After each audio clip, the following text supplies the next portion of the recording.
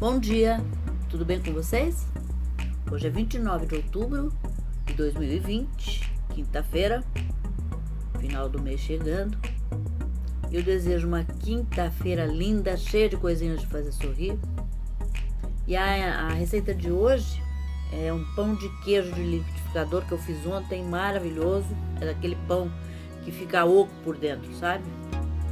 Os ingredientes são 400 gramas de polvilho azedo, uma xícara de chá de óleo, meia xícara de chá de leite, 100 gramas de queijo parmesão ralado, uma colher de sopa de sal, 3 ovos.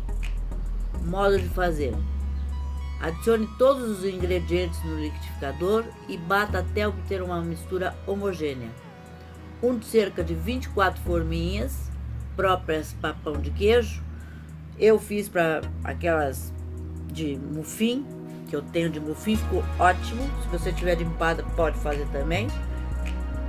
Só toma cuidado para não encher até a tampa, até a boca, né? Usa só metade. Você unta com óleo ou azeite e despeja a massa. Assa em forno pré-aquecido por aproximadamente 15 a 25 minutos ou até que fiquem levemente dourados. Retire das formas e sirva.